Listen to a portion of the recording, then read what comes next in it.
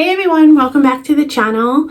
I'm Mandy, your resident American living abroad in the UK, here to lovingly roast my adopted homeland because nothing says I feel at home quite like a passive-aggressive grumbling to the public. Today's video is all about random, mildly ridiculous things in the UK that confuse me, irritate me, or just make me go, ah, yes, I am not in America anymore. The first one is going to be Sunday weirdness. Basically, when we're talking about Sundays here, stores are open, but not like open. At least not what I'm used to from America. So they're open at like 8 or 9 in the morning on Sundays, but they're not actually allowed to check anyone out until 10 a.m. because there's some law in the books that says they can't do business before 10 a.m. I think it has to be based on a religious thing. I'm not 100% sure. I was actually in an Asda doing my food shopping, and we had to wait until the tills opened in order for us to check out. I totally just said tills like I'm British instead of checkout lanes. Anyway, we're just gonna move on from that. It almost feels a little bit like retail foreplay. Like you can come in and shop and look around, but you're not gonna get anything you really want yet. Although, in all fairness, my partner made this point, and it is a good point, and it is good business. You get everybody in there and you get them milling around before it's time to actually check out, and they probably end up buying a little bit more than they would. And also, you start making money the minute your store opens to make money. Whereas in America, you don't open till 10, so people aren't actually in the store until 10. You probably don't make your first real sale until about what, quarter after, maybe 10:30. Kind of makes sense from a business perspective. From a consumer standpoint, kind of annoying and something I have to get used to. The second one is everyone having time off, which is brilliant, but everyone has time off at the same exact time. So everybody pretty much takes their vacations at the same times as well. Everyone is out and about on the weekends, or everybody has the same time off for bank holidays. If you ever really want to experience true chaos, try traveling in the UK during a bank holiday. You get major traffic jams and you get inflated travel prices, and anywhere you want to go, including just the grocery store, seems to have 2 to 3 times as many people in it. It's kind of like the whole country collectively said, hey, let's all go to Cornwall and sit in a car park on A303 for 6 hours. Make sure you bring a sausage roll because we will be there forever. It does remind me a little bit for when it's Memorial Day weekend or 4th of July weekend and you're traveling down the shore in New Jersey and you're trying to get to where you gotta go. I guess it's the equivalent to that. That makes total sense.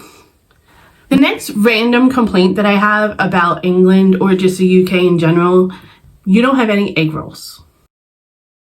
It's really, really personal to me because I absolutely love Chinese takeaway or Chinese takeout, and it's probably my go-to comfort thing. Like prawn crackers, love them. Salt and pepper chips, delicious. Also like shrimp toast, fantastic. You have spring rolls, which are good, but egg rolls are very, very different. How do you eat Chinese food without egg rolls? Egg rolls are spring rolls, but they're much fatter and they have more like Chinese vegetables stuffed inside of them. There's an egg coating, hence the name. And it's a little bit thicker than a spring roll as well. It's just overstuffed with cabbage, and to me is just full of joy. America definitely spoiled me, but I feel like it's something that the UK should adopt, because I think once the British people get a taste for that they would actually really, really love it. Maybe I should have a chat with my local Chinese food place. Country lanes. While I adore country lanes as a passenger in most instances because the views are stunning and you get to see a lot of wildlife, and especially in the springtime and the summertime, there's lots of stuff in bloom, the farms are in full flow, so you can see everything. A really fantastic depiction of just British culture and the gorgeous landscapes that the UK has to offer. However, as a driver, not so much. Why are they so narrow? And who decided that one hedge lined strip of tarmac that can barely fit a bike is a two-way road for actual modern day cars. You're doing 40 miles an hour through a hedge tunnel, and then suddenly, ooh, a tractor, and the tractor takes up the entire road, and you need to back up and find a space so you could pull over a little bit so the tractor can pass and you can continue on your way. No escape, no shoulder, no dignity, just hope that nobody's gonna knock your side view mirror off. I know this is a first world problem, and it's definitely from being spoiled with so much space in America, and I just have to learn to get used to it if I want to learn how to drive here.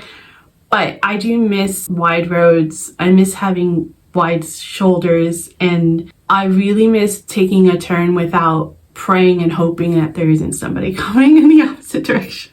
Now, don't get me wrong, I love the UK, I love living here. This is an amazing opportunity, and I'm so excited that I can stay here. I chose this, I accept it, I am adapting. I've definitely incorporated fish and chips into my diet, and I've gotten used to the weather patterns. Dark, gloomy, chilly, windy. Well, the instability of the weather patterns. But sometimes I just have to admit that these little quirks still get under my skin. And to be clear, I do say this with nothing but love. British culture is a masterpiece, but even a masterpiece has confusing and bits of the painting that you might not necessarily have chosen if it was up to you. So tell me in the comments what's your oddly very specific gripe about the UK or America if you want to go that route, or wherever else you live. I want to hear your pretty petty truths if you don't mind. Remember to bring your own egg rolls though, because no one's going to do it for you, or learn how to make them at home, although that hasn't panned out very well for me at all. Consider becoming a member if you can. Everybody stay safe. Thanks for listening. I'll see you next time.